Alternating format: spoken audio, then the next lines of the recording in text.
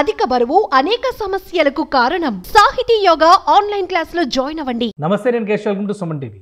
ఆంధ్రప్రదేశ్కి కేంద్ర హోంశాఖ మంత్రి అమిత్ షా వస్తున్నారు.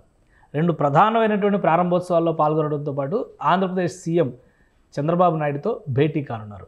రాజకీయ పరంగా దీనికి ప్రాధాన్యం ఉందా? అలానే ప్రారంభోత్సవాలకు సంబంధించి గతంలో ఎన్నికల ముందర ఇచ్చిన హామీలు నిలబెట్టుకునే దిశగా కూటమి ప్రభుత్వం ముందడుగు వేస్తుందా? ఈ అంశాన్ని విశ్లేషించేటువంటి ప్రయత్నం చేద్దాం. మనతో పాటు బీజేపీ అధికార ప్రతినిధి పెద్దిరెడ్డి రవికిరణ్ గారు ఉన్నారు. రవికిరణ్ గారు నమస్కారం. నమస్కారం సార్ కేశవ్ గారు.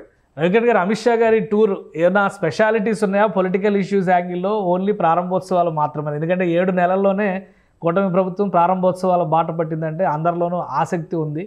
సో అమిత్ షా గారి టూర్కు ఉన్న ప్రాధాన్యం అలాంటిది. ప్రాధాన్యతకి వచ్చే ముందు ఒకటి మీ ద్వారా ప్రేక్షకులు తెలియజేస్తున్నా ఏంటంటే 2014 ముందు ఆంధ్రప్రదేశ్ రాష్ట్రంలో అంటే సీమాంధ్ర ప్రాంతంలో ఏ ఒక్క జాతీయ స్థాయి విద్యా సంస్థ కూడా ఉండేది కాదండి. అయితే గత 10.5 సంవత్సరాలుగా ప్రధానమంత్రి నరేంద్ర మోడీ గారి యొక్క పరిపాలనలో మీరు చూసుకుంటే అనేకమైనటువంటి జాతీయ స్థాయి విద్యా సంస్థలు దగ్గరగా ఒక 2 డజన్ల పైచిలు Indian Institute of Technology, Indian Institute of Management, AIIMS, Indian Institute of Petroleum, లేకపోతే తాడేపల్లిగూడెంలో నేషనల్ ఇన్స్టిట్యూట్ ఆఫ్ టెక్నాలజీ, అలాగే విజయవాడలో నేషనల్ ఇన్స్టిట్యూట్ ఆఫ్ డిజైన్ కావచ్చు, ట్రైబల్ యూనివర్సిటీ, సెంట్రల్ యూనివర్సిటీ, అలాగే ఇప్పుడు కాకినాడలో నేను కాకినాడలో Indian Institute of Foreign Trade, Indian Institute of Foreign Trade ఉన్న దేశంలో 3-4 ఉన్నాయి. ఇక్కడ 4 మా ఇంటికి 2 కిలోమీటర్స్ దూరంలో.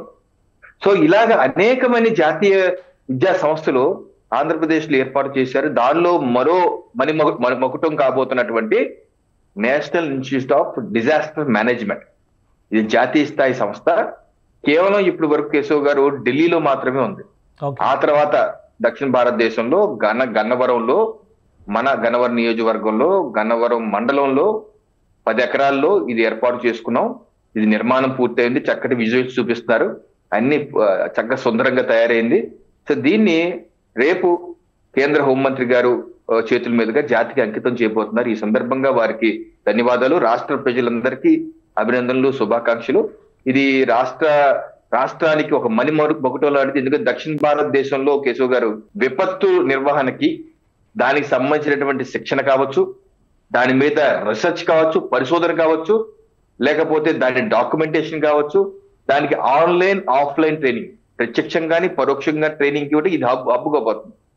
అక్కడ నిష్ణాతులైనటువంటి విపత్తుల యొక్క మేనేజ్మెంట్ లో సమర్థవంతంగా ఎదుర్కోవటం కావాల్సిన మెలకువలు నేర్పే సిబ్బంది ఉన్నారు. వారు కేంద్ర రాష్ట్ర ప్రభుత్వాలకు సంబంధించినటువంటి అనేకమైన సిబ్బంది వివిధ డిపార్ట్మెంట్స్ లో ఉన్నారు. ఆ డిపార్ట్మెంట్స్ లో వాళ్ళందరికీ ట్రైనింగ్ ఇవ్వడంతో పాటు కూడా రాష్ట్రంలో ఉన్నటువంటి ఫైర్ డిపార్ట్మెంట్ కావచ్చు, లేకపోతే స్వచ్ఛంద ట్రైనింగ్ ఇచ్చే సంస్థలు ఉన్నాయి. వాళ్ళందరికి కూడా, ఎందుకంటే విపత్తు నిర్వహణలో అందరినీ భాగం చేయాలి. ఎందుకంటే ఒక సమస్య వచ్చినప్పుడు ఇటీవల మనం చూసాం కేశవ్ గారు, విజయవాడలో బుడమేరు వాగు వలన కలిగినటువంటి విపత్తు. సో దాన్ని ఎదుర్కొంటాకి ఎన్డీఆర్ఎఫ్ బృందాలతో పాటు వివిధ డిపార్ట్మెంట్స్ కూడా ఇన్వాల్వ్ అయ్యాయి. పోలీస్ శాఖ కానీ, ఫైర్ కానీ ఇన్వాల్వ్ అయ్యాయి. దీంతో పాటు సామాజిక చైతన్య కలిగిన యువకులకు కూడా ట్రైనింగ్ ఇచ్చాం అనుకోండి. అంటే విపత్తు అనేది, ఇప్పుడు నేను ఐటీ కంపెనీలో వర్క్ చేశానండి 12 ఏళ్ళుగా వివిధ కంట్రీస్ లో. మాకు ప్రతి 6 నెలలకు ఒకసారి డ్రిల్ ఉండేది. విపత్తు వస్తే ఏ రకంగా హ్యాండిల్ చేయాలి, ఆ ఫైర్ ఎక్స్టింగ్విషర్స్ ని ఏ రకంగా హ్యాండిల్ చేసి ఆఫ్ చేయాలి, ఒక సైరన్ మోగితే ఏ రకంగా పరిగెత్తాలి, మనం వాలంటీర్స్ గా కోఆర్డినేషన్ ఎలా చేయాలనేది డ్రిల్ కండక్ట్ చేస్తారు ఎవ్రీ 6 months కి. ప్రైవేట్ సంస్థలు కూడా మన దగ్గర అటువంటి చేయాలన్నారు. ప్రతి ఒక్కరూ ప్రిపేర్డ్ గా ఉండాలి. ప్రతి ఒక్క వ్యక్తి ఇదేదో ఫైర్ ఇంజిన్ పనిలే, ఇదేదో పోలీసుల పనిలే కాదండి. ఒక అగ్ని ప్రమాదం జరిగిందంటే మన ఇంట్లో కూడా జరగచ్చు. జరిగితే ఏం చేయాలి అనే అవేర్నెస్ ప్రతి ఒక్కరికి ఉండాలి. ప్రతి ఒక ఎర్త్క్వేక్ వచ్చింది సార్, ఎర్త్క్వేక్ వస్తుంది. మొన్న ఎప్పుడు ఒంగోలులో వచ్చింది, చిన్నగా వచ్చింది, ఓకే. లార్జ్ స్కేల్ లో వస్తే అప్పుడు ఏంటి, ఎలాగ దీన్ని ఈ యొక్క క్రైసిస్ ని ఎలా హ్యాండిల్ చేయాలి, లక్షల మంది ఏ రకంగా, ఇది ప్రతి ఒక్కరికి అవేర్నెస్ ఉండాలి. అందుకని అన్నాను, ఇటువంటి national Institute of Disaster management మన ప్రాంతంలో ఉంటాం. ప్రతి ఒక్కరూ కూడా గర్వపడాలి, అలాగే దాని యొక్క ఫలాలు కూడా పొందాలి. ఒక విషయం, ఇప్పటి వరకు ఎక్కువ సౌత్ ఇండియా అంతా తుఫాన్లు బెడద విపరీతంగా ఉండేటువంటి ప్రదేశాలు ఉన్నాయి. కోస్టల్ బెల్ట్ మొత్తం కూడా తుఫాన్లు బెడద. కానీ ఇప్పటి వరకు డిజాస్టర్ మేనేజ్మెంట్కి సంబంధించి ఢిల్లీలో తప్పితే దేశంలో మరెక్కడ శిక్షణ సంస్థ లేదా? ఈ 7 నెలల్లోనే కూటమి ప్రభుత్వం ఇది ప్రారంభించిందా, లేదా ముందుగానే చేసినటువంటి ప్రణాళిక ఇది. ఇది మే 22 కేశవ్ గారు అప్పటి ఉపరాష్ట్రపతిగా ఉన్నటువంటి వెంకయ్యనాయుడు గారు భూమి పూజ చేసి నిర్మాణం ప్రారంభించారు.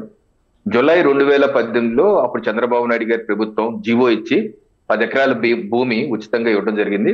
సో అప్పటి నుంచి కన్స్ట్రక్షన్ చేస్తున్నారు. సో అప్పుడు చంద్రబాబు నాయుడు గారు నరేంద్ర మోడీ గారు ఇద్దరు జోడీలో ప్రారంభమైంది. ఇప్పుడు మళ్ళీ అదే జోడీలో దేశానికి అంకితం చేయబోతున్నారు. ఇది చాలా ఆనందించగల విషయం. అలాగే మీరన్న పాయింట్ విపత్తు ట్రైనింగ్ ఇన్స్టిట్యూట్స్ ఇంకా ఉండాలి కదా అన్నారు. తప్పనిసరిగా ఉండాలి, నేను దాన్ని ఏకీభవిస్తాను. 2 సరిపోవు, ఇంకా కావాలి. కాకపోతే ఏంటంటే ఓవరాల్ గా విపత్తు మీద మనకి దేశంలో ఉన్నటువంటి అవేర్నెస్ తక్కువగా ఉంది. సో దీని అవేర్నెస్ కూడా పెంచి తద్వారా అందరిని ఇన్వాల్వ్ చేయాలి. రానున్న రోజుల్లో మరింతగా పెంచాల్సిన అవసరం ఉంది. మరోటి అమిత్ షా గారు వస్తున్న జాతికి అంకితం చేయబోతుంది ఎన్డీఆర్ఎఫ్ బృందాన్ని. అవును, ఎక్కడ విపత్తు వచ్చినా ఫస్ట్ వచ్చేది ఎన్డీఆర్ఎఫ్ బృందాలే. మరి 10th బెటాలియన్ అంటున్నారు. ఇది ఎక్స్క్లూజివ్ గా ఆంధ్రప్రదేశ్ కి డెడికేట్ అయిందా? సౌత్ ఇండియా మొత్తం ఆపరేషన్స్ ఉంటాయా? లేదండి, ఇప్పుడు ఎలా ఉంటాయంటే దేశవ్యాప్తంగా ఇప్పటి వరకు 16 బెటాలియన్స్ ఉన్నాయి వివిధ ప్రదేశాల్లో. 16 బెటాలియన్స్. సో దానిలో రకరకాల దాంట్లో నిష్ణాతులు ఉన్నారు. ఫ్లడ్ ఎలాగా హ్యాండిల్ చేయాలి నిష్ణాతులు ఉంటారు. ఎర్త్క్వేక్ వస్తే ఎలాగా, కొండ చర్యలు విరిగి పడితే ఎలాగ హ్యాండిల్ చేయాలి. దీనిలో డాగ్ స్క్వాడ్స్ ఉంటాయి, టెక్నీషియన్స్ ఉంటారు. అలాగే వివిధ టెక్నీషియన్స్, ఎలక్ట్రీషియన్స్ ఉంటారు వెల్డింగ్ చేసి. సో వీళ్ళని మళ్ళీ ఏదో చిన్న చిత్తగా తీసుకోరండి. బిఎస్ఎఫ్ నుంచి, ఐటీడీబీ నుంచి, సిఐఎస్ఎఫ్ నుంచి, ఇలాగ వివిధ దళాల నుంచి వాళ్ళకి తీసుకుంటారు. వాళ్ళకి మళ్ళీ ప్రత్యేక శిక్షణ ఇస్తారు. ఈ 16 బెటాలియన్లో కేశవ్ గారు కొన్ని బెటాలియన్లు కొన్నిట్లో నిష్ణాతులు ఉంటారు. సో అందుకని ఇటీవల మన బుడమేరు పొంగినప్పుడు మనం వరద వచ్చినప్పుడు మనం చూసాం. వివిధ దేశంలోని వివిధ ప్రాంతాల నుంచి హెలికాప్టర్లో ప్రత్యేక ఆర్మీ ఎయిర్ ఫోర్స్ ఫ్లైట్స్ లో గన్నవరం ల్యాండ్ అయ్యి మీకు గుర్తుంటే ఆ ల్యాండ్ అయ్యి వాళ్ళందరినీ వివిధ ప్రాంతాలకు తీసుకొచ్చారు నిష్ణాతుల్ని.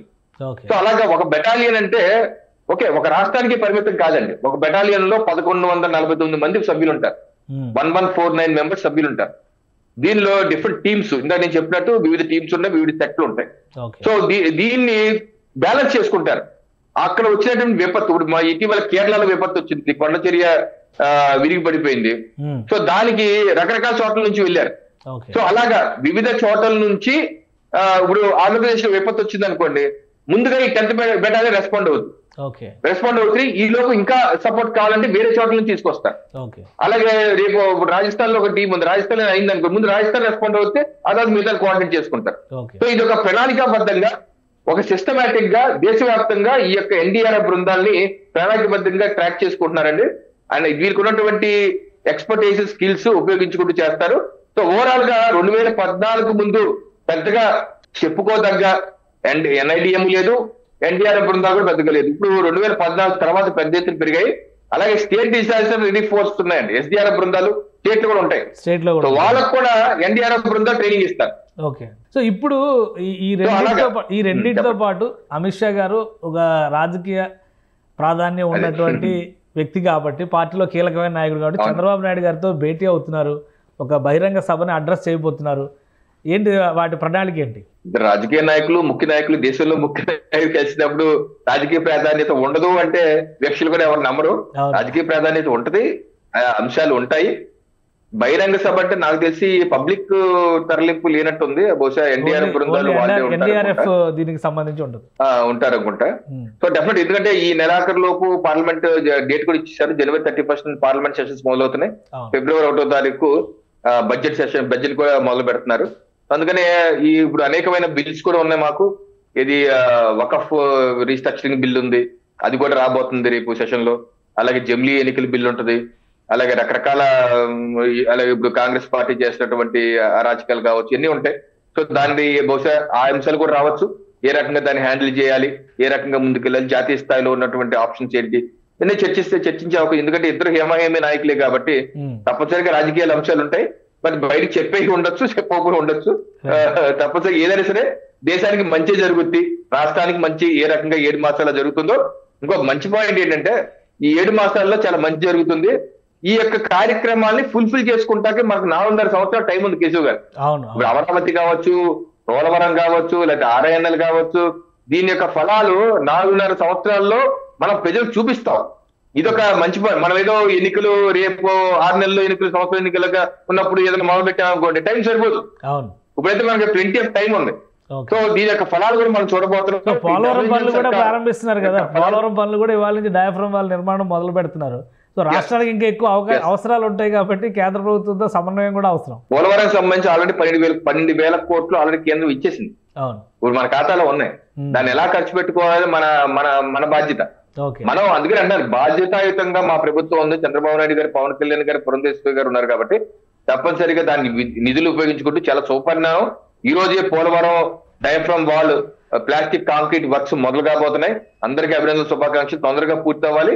రేపు 2029 ఎన్నికలకు వెళ్లే లోపు పోలవరాన్ని పూర్తి చేసే బాధ్యత ఎన్డీఏ ప్రభుత్వానికి కేశవ్ గారు. అలాగే అమరావతి పనులు కూడా ఆల్రెడీ కొంత స్టార్ట్ అయింది. ఈ మాసంలో కూడా మిగతా ఫుల్ ఫ్లెడ్జ్డ్ వర్క్ స్టార్ట్ అయిపోవాలి. రైట్. టెండర్లు కూడా కొంచెం ఫైనలైజ్ అయిపోయి స్టార్ట్ అయిపోవాలి. సో ఇలాగా వచ్చే 4.5 సంవత్సరాల్లో మొత్తం కంప్లీట్ చేసి రాష్ట్ర ప్రజలకు ఇచ్చినటువంటి హామీలు నెరవేర్చే దిశగా మేమైతే ముందుకు వెళ్తున్నాం. రైట్, థ్యాంక్ యూ రవికిరణ్ గారు విశ్లేషణ అందించినందుకు. ఇది అమిత్ షా టూర్లో అనేక ప్రాధాన్యాలు ఉన్నాయి. ఒకవైపు జాతికి అంకితం చేసేటువంటి NIDM, NDRF బెటాలియన్స్కి సంబంధించినటువంటి కార్యక్రమాలతో పాటు ఆంధ్రప్రదేశ్ అవసరాలు, కేంద్రంలో బడ్జెట్ ప్రవేశపెడుతున్నటువంటి సందర్భంలో ఆంధ్రప్రదేశ్లోని ప్రజాప్రతినిధులతో సమన్వయం చేసుకోవాల్సినటువంటి అవసరం ఉంది. కాబట్టి అమిత్ షా, చంద్రబాబు నాయుడు భేటీలో ప్రధానంగా ఇలాంటి అంశాలపైన చర్చ జరిగేటువంటి అవకాశం ఉంది. వీటితో పాటు రాష్ట్ర ప్రయోజనాల గురించి కూడా ఇరువురు నేతలు చర్చించే ఛాన్స్ ఉందని రవికిరణ్ గారు విశ్లేషిస్తున్నారు. ఇది స్పెషల్ డిస్కషన్. Keep watching.